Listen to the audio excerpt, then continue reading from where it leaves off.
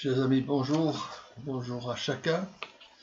Alors que nous vivons un autre dimanche avec un culte par Internet, nous souhaitons que le Seigneur puisse faire du bien, protéger, garder, bénir chacun de nous. Nous voulons prier au début de ce moment. Seigneur, combien nous sommes reconnaissants pour ta grâce qui nous est offerte en Jésus-Christ.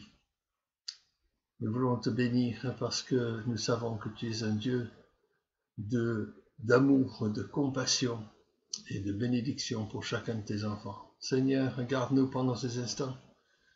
Dispose nos cœurs à l'écoute de ta parole. Merci parce que ta parole est vivante, elle est bénissante et efficace. Et nous te demandons, Seigneur, qu'elle puisse bénir ton Église ce matin. Glorifie ton nom dans nos cœurs, dans nos paroles, dans nos pensées. Nous te le demandons au nom de Jésus. Amen. Chers amis, nous poursuivons ce matin notre série dans le livre des Actes et j'espère que vous êtes saisis à nouveau par ce saga émouvant de l'extraordinaire impact de l'Évangile après la Pentecôte. L'action du Saint-Esprit à Jérusalem, en Judée, la Samarie et jusqu'aux extrémités de la terre. Bon, on n'y est pas tout à fait encore, mais cela avance. Dimanche dernier, Chris nous a raconté comment, de crise en crise, le témoignage des premiers chrétiens a touché ville après ville, région après région, pays après pays. Et là, ce matin, avec l'apôtre Paul, nous s'approchons de Rome, centre du monde à l'époque. Notre passage est centré sur une douzaine de jours critiques lorsque Paul est de nouveau à Jérusalem, sans doute pour sa dernière visite. Nous voulons lire quelques mots au sujet de la rencontre avec le Sanhédrin, le tribun romain voulant savoir pourquoi, à cause de quoi les Juifs étaient si opposés à l'apôtre Paul. Et nous lisons dans Actes chapitre 23, versets 1 à 11 ce matin. Paul, les regards fixés sur le Sanhédrin, dit « Homme frère, c'est en toute bonne conscience que je me suis conduit jusqu'à ce jour devant Dieu. Le souverain sacrificateur Ananias ordonna à ceux qui étaient près de lui de le frapper sur la bouche. Alors Paul lui dit, « Dieu te frappera muraille blanchie.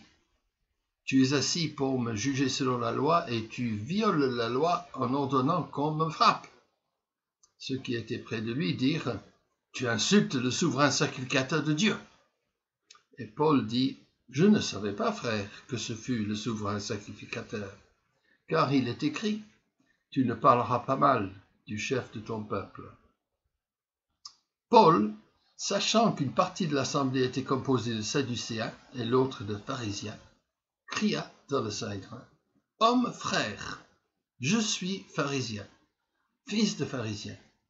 C'est à cause de l'espérance de la résurrection des morts que je suis mis en jugement. » Quand il eut dit cela, il s'éleva une discussion entre les pharisiens et les sadducéens, et l'assemblée se divisa. Car les sadducéens disent qu'il n'y a point de résurrection, et qu'il n'existe ni ange ni esprit, tandis que les pharisiens affirment les deux choses. Il y eut une grande clameur, et quelques scribes du parti des pharisiens s'étant levés engagèrent un vif débat, et dirent, « Nous ne trouvons aucun mal en cet homme. Peut-être un esprit ou un ange lui a-t-il parlé.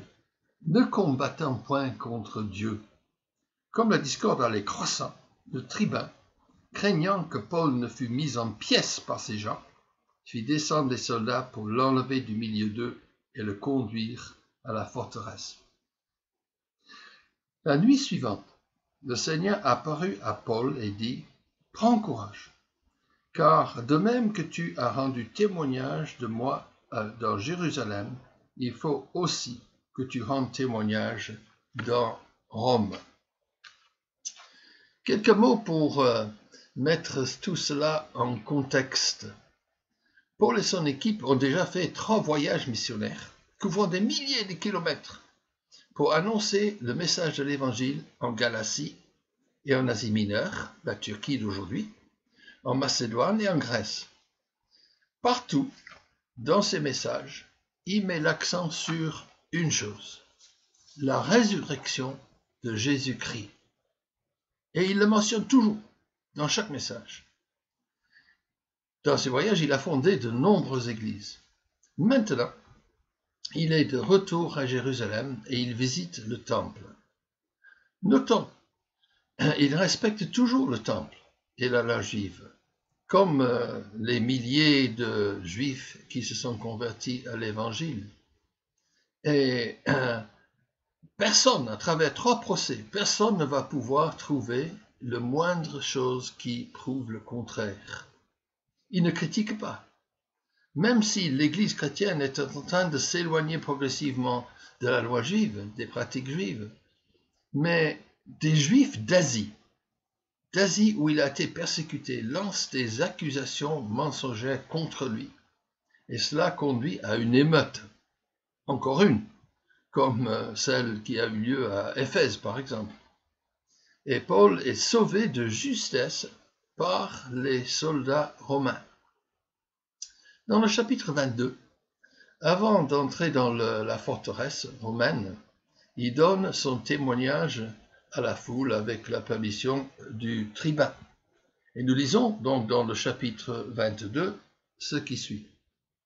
Paul dit « Je suis juif, né à Tars en Cilicie, mais j'ai été élevé dans cette ville-ci et instruit au pied de Gamaliel, dans la connaissance exacte de la loi de nos pères, étant plein de zèle pour Dieu, comme vous l'êtes tous aujourd'hui. J'ai persécuté à mort cette doctrine, liant et mettant en prison hommes et femmes. Le souverain sacrificateur et tout le collège d'anciens m'en sont témoins. J'ai même reçu d'eux des lettres pour les frères de Damas où je me rendais afin d'amener à Jérusalem ceux qui se trouvaient là et de les faire punir. Mais, dit-il, j'ai fait une rencontre sur le chemin de Damas, une rencontre qui a tout changé. Je résume ici la suite du récit.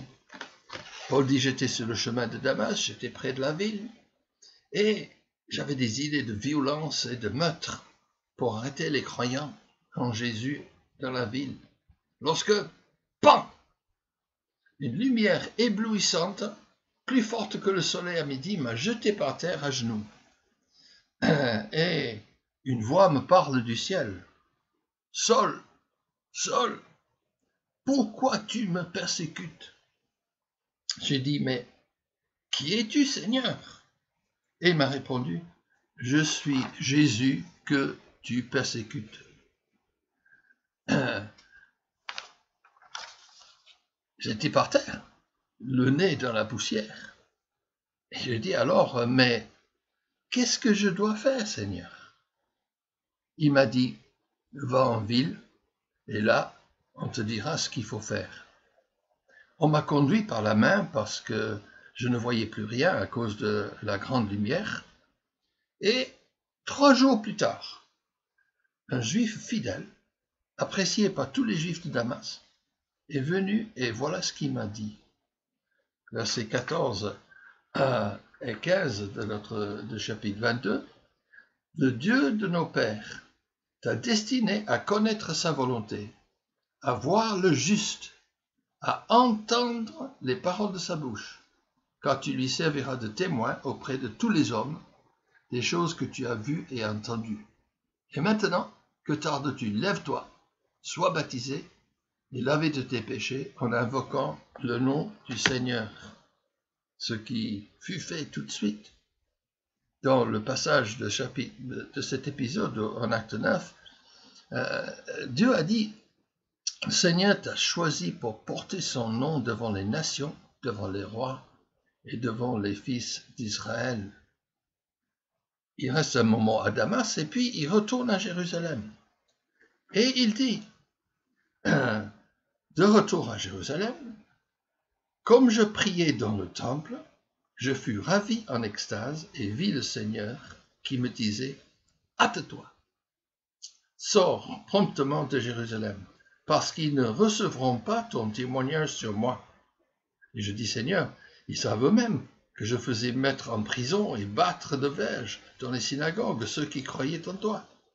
Et que lorsqu'on répandit le sang d'Étienne, ton témoin, j'étais moi-même présent, joignant mon approbation à celle des autres. Et Dieu me dit, va, je t'enverrai vers les nations. À ces paroles de son témoignage, la foule se déchaîne encore une fois et voudrait le tuer. Mais le tribun romain le mène dans la forteresse. Et tout à l'heure, nous avons lu la suite le lendemain lorsque le tribun l'a amené devant le Sanhédrin. À cause de l'espérance de la résurrection des morts, je suis mis en jugement, dit Paul. Maintenant, réfléchissons ensemble à deux questions ce matin. D'abord, pourquoi Paul est revenu à Jérusalem?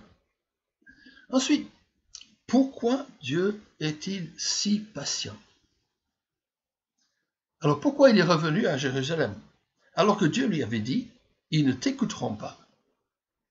Va vers les nations. Et plus loin, lors de son voyage, son troisième voyage, alors qu'il revenait vers Jérusalem, il est averti plusieurs fois.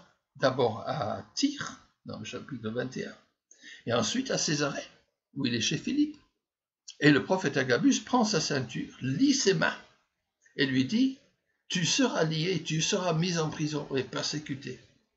Autrement dit, Paul, danger, n'y va pas, ça va mal tourner. Et tout le monde est d'accord pour dire la même chose. Mais Paul de leur répondre, chapitre 21, verset 13, « Que faites-vous en pleurant et en me brisant le cœur? Je suis prêt non seulement à être lié, mais encore à mourir à Jérusalem pour le nom du Seigneur Jésus. » Paul est au courant et il le sait que ça va mal terminer, humainement parlant. Cette semaine, j'écoutais un programme d'information à la télévision et à la fin, ils interviewaient des gens et ils demandaient comment ils vivaient le confinement.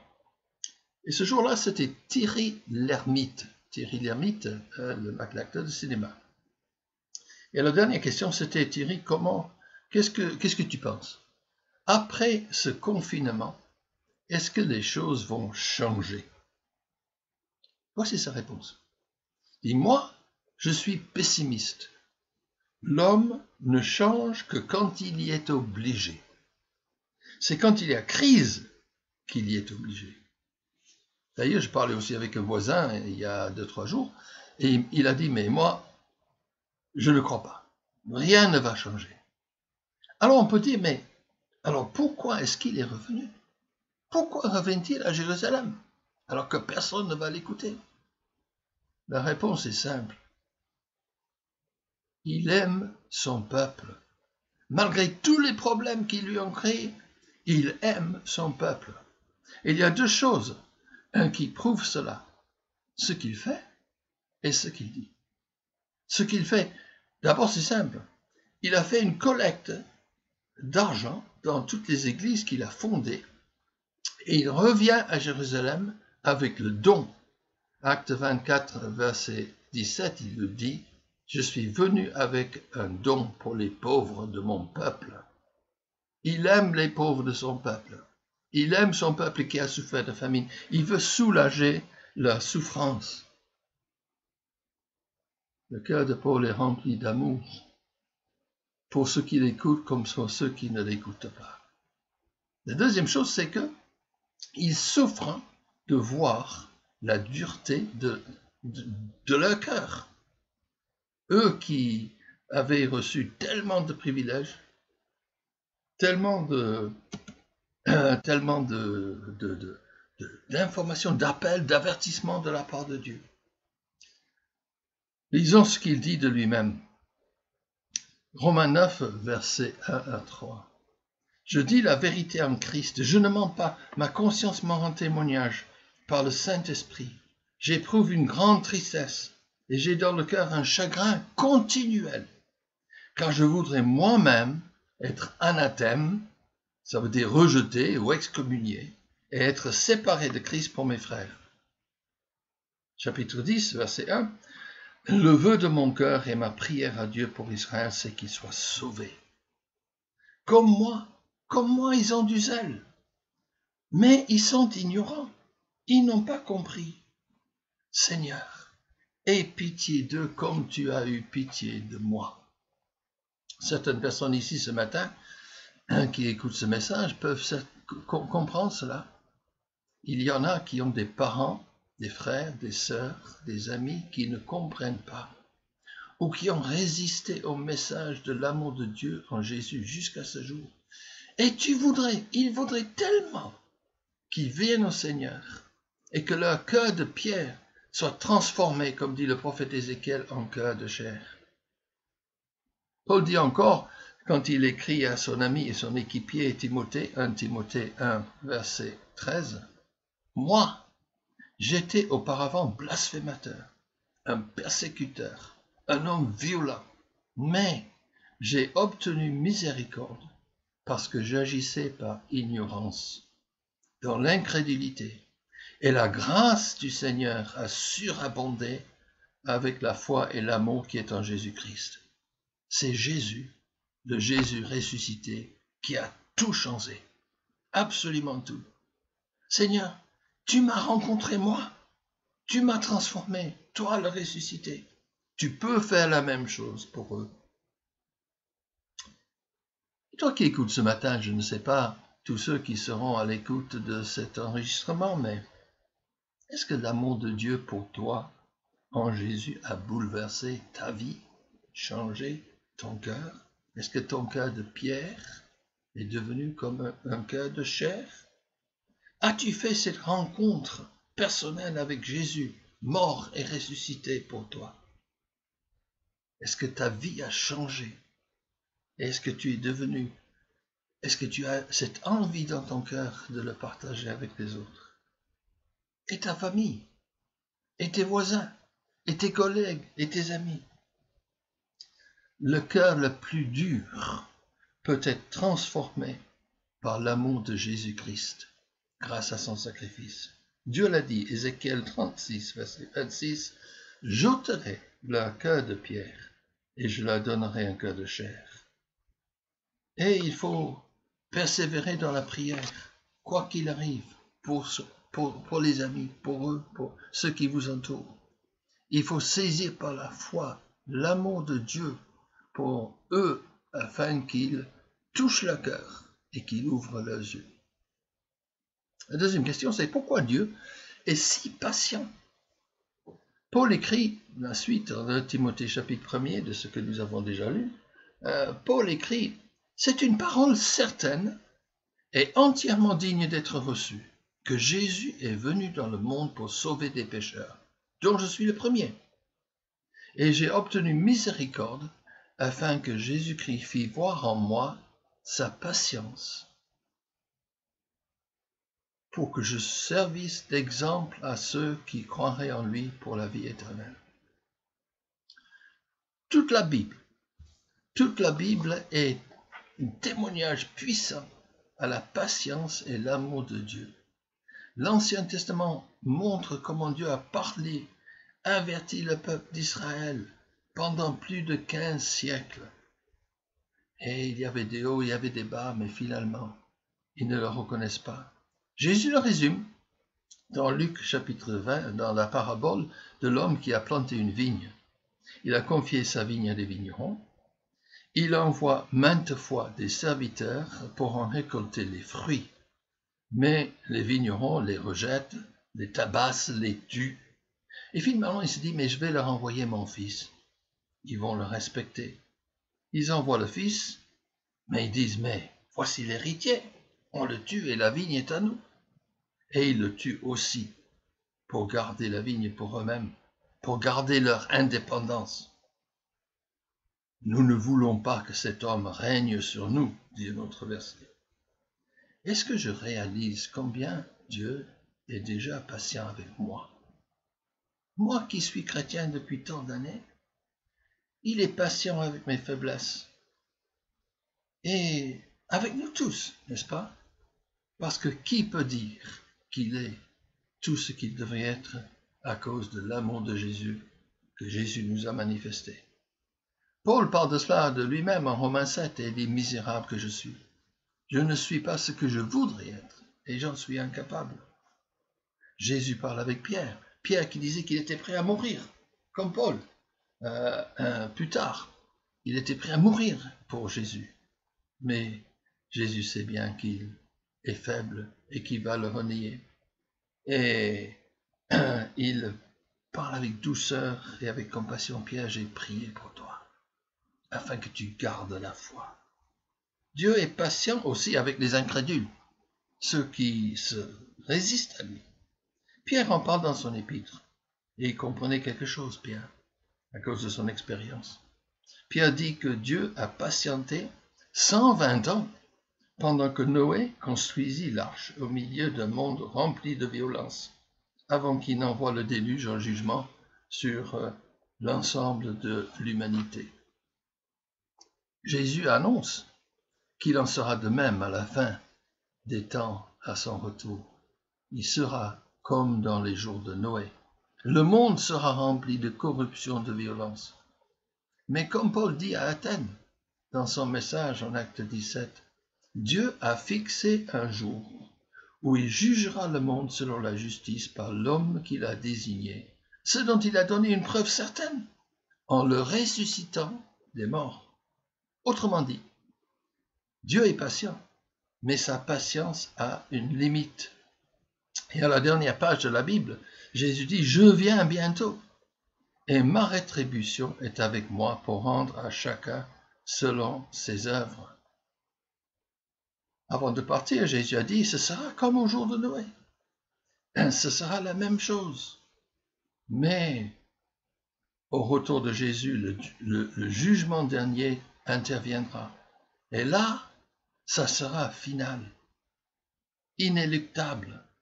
Ça sera soit la vie éternelle, parce qu'on a cru, soit la perdition éternelle pour tous ceux qui n'ont pas cru en Jésus. Les Juifs à Jérusalem, au moment où Paul parlait, dans notre chapitre, ils avaient encore 40 ans. Jésus a dit, il ne restera pas pierre sur pierre de ce temple magnifique de cette ville. Et dans l'an 70, les Romains sont venus et ils ont détruit la ville. On peut se demander, est-ce que cette providence de Dieu, ce virus, cette épidémie que Dieu permet, n'est pas un avertissement pour nous, pour le monde. Et encore plus qu'un avertissement, c'est une invitation de la grâce de Dieu qui donne aux hommes le temps de se repentir, de changer d'avis, de laisser changer leur cœur. L'Apocalypse annonce l'écroulement économique des hommes, du système des hommes. Et Jésus annonce des catastrophes avant qu'ils ne reviennent, des guerres, des famines, des pandémies. Aujourd'hui est une occasion formidable pour dire l'espérance qui est la nôtre. Les gens se posent des questions. Un autre journaliste, Stéphane Bern, qui fait de beaux programmes sur l'histoire à la télévision, a dit la situation, le confinement est propice à la réflexion. Il faut réfléchir à ses priorités. Il faut revenir à l'essentiel. Je ne sais pas ce qui est essentiel pour Stéphane Bern, mais nous savons que l'essentiel, c'est Jésus-Christ, le seul qui peut sauver l'homme de l'enfer, de la perdition éternelle. Nous savons que de gré ou de force, un jour, tout genou va plier et toute langue va confesser que Jésus-Christ est Seigneur à la gloire de Dieu le Père. Paul le dit en Philippiens 1. Alors oui, nous devons prier avec persévérance pour ceux qui nous entourent. Nous devons leur rendre témoignage. Je ne sais pas si vous avez entendu l'appel des 5-6 présidents de l'Amérique latine, Guatemala, Nicaragua, Costa Rica, etc. Ils ont tous parlé ensemble à la télévision, ils ont dit « Nous avons oublié Dieu ». Ils ont fait appel à la population, à leur pays, et ils ont dit « Nous avons mis Dieu de côté, nous devons nous repentir, nous devons demander pardon ». Et ils ont cité des versets de la Bible, l'un ou l'autre, notamment le verset de l'Ancien Testament, ses disciples, si mon peuple s'humilie et prie, je les bénirai. Et tous ensemble, ils ont appelé leur pays à la repentance. Nous aussi, nous devons prier. Seigneur, aie pitié de ce monde occidental. Aie pitié de notre pays qui se détourne de toi. Aie pitié de la France, de tant de Français dont le cœur est un cœur de pierre par rapport à toi, à ta parole, qui soient saisis par toi, par ton amour, et qu'il leur soit donné un cœur de chair pendant qu'il est encore temps. Il est encore temps, mais Jésus a dit, je viens bientôt. Et avec Paul, à la fin de l'épître aux Corinthiens, nous disons, Maranatha, oui Seigneur, viens. Que le Seigneur vous bénisse et qu'il garde la foi forte et agissante dans chacun de nos cœurs, afin que nous puissions être des lumières pour ceux qui n'ont pas encore tourné leur cœur vers lui. Amen.